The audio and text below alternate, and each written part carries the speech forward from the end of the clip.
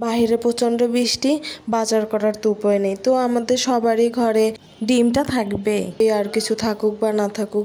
তো এক তো রেসিপি প্রতিদিন ভালো লাগে না, মন চায় একটু নতুন কিছু করে খাই। তো আজকে আমরা তৈরি করব ডিম কারি, যেটি অন্যরকম একটি স্বাদের রেসিপি। তো দেখতে থাকুন আমাদের এই রেসিপিটি। আমি 2টো ডিম রান্না করব। তো আমি সেই পরিমাণে নিয়ে নিলাম রসুন আর আদা। আমি এটি সুন্দর করে বেটে নেব। তারপর নিয়ে নিলাম পেঁয়াজটা আমি বেটে নেব সুন্দর করে। এরপরে নিয়ে নিলাম টমেটো। যেহেতু আমি এখানে দইটা ব্যবহার করব না, তো আমার টমেটোটা একটু বেশি নিতে হবে। টমেটো বেটে নিলাম। এইদিকে আমি ডিম সেদ্ধ করে নিলাম, ডিমের খোসা ছাড়িয়ে নেব।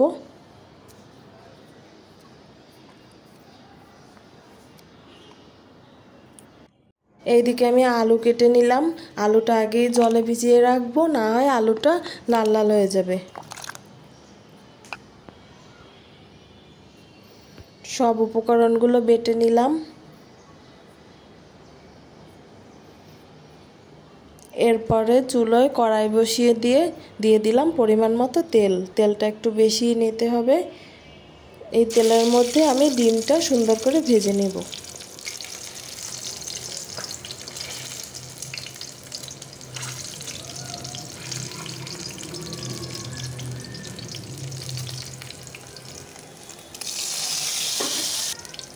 ডিমের মধ্যে দিয়ে দেবো সামান্য পরিমাণ লবণ, আর দিয়ে দেবো হলুদের গুঁড়ো, যাতে একটু কালারটা সুন্দর আসে।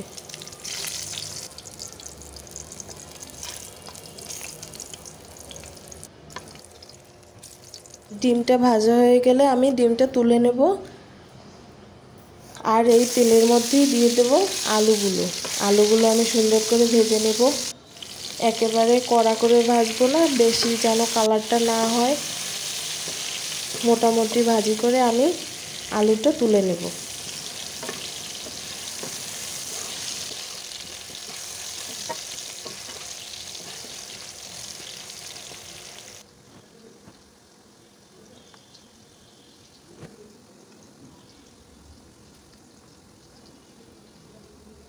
আলুটা ভাজি হয়ে গেছে, দেখুন কত সুন্দর কালারটা এসেছে। একেবারে বেশিও কালার নয়, মোটামুটি করে আমি ভেজে নিয়েছি।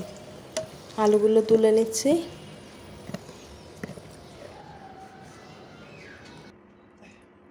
এরপরে ওই তেলের মধ্যেই দিয়ে দিলাম জিরা, একটু ভেজে নিব। দিয়ে দেব তেজপাতা, দারচিনি, সুন্দর করে ভেজে নেব। চাইলে আপনারা এলাচটা ব্যবহার করতে পারেন।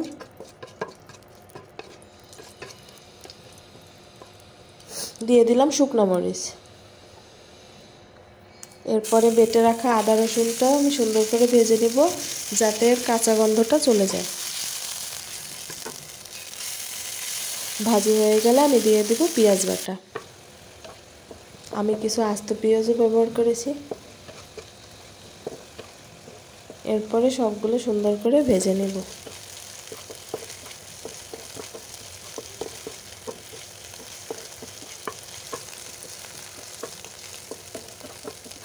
সবগুলো ভাজা হয়ে গেলে দিয়ে দেব টমেটো বাটা।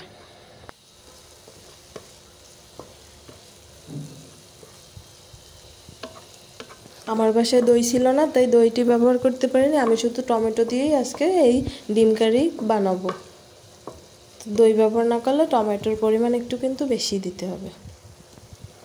দিয়ে দেবো পরিমাণ মতো হলুদের গুঁড়ো আর পরিমাণ মতো মরিচের গুঁড়ো। এই জায়গায় আপনারা কাঁচা মরিচটাও ব্যবহার করতে পারেন।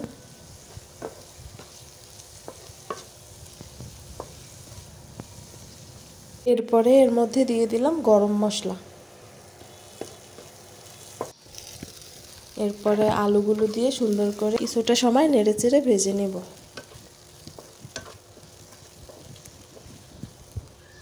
এরপরে পরিমাণ মতো জল দিয়ে নেব। এর মধ্যে দিয়ে দেব ভেজে রাখা ডিমগুলো। কিছুটা সময় ঢেকে রেখে দিব। কিছু সময় পরে ঢাকনা তুলে নেব আর এটা নেড়েচেড়ে দিব।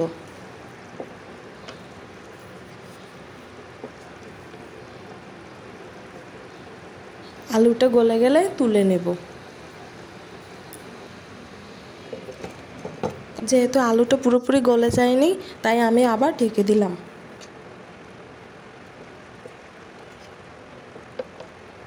তো এই যে দেখুন তৈরি হয়ে গেল আমাদের আজকের এগ কারি বা ডিম কারি।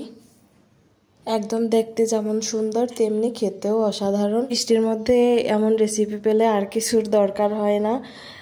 এটি খেতে ভাতের সাথেও যেমন মজাদার তেমনি রুটি বা অন্য কিছুর সাথেও অনেক মজা।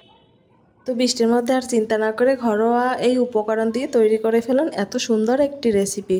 আশা করি অবশ্যই ভালো লাগবে সবার। তো আমার এই রেসিপিটি ভালো লাগলে অবশ্যই লাইক কমেন্ট শেয়ার করবেন আর আমার চ্যানেলটিকে সাবস্ক্রাইব করে দিবেন। তো ভালো থাকুন সবাই, সবাইকে অনেক অনেক ধন্যবাদ।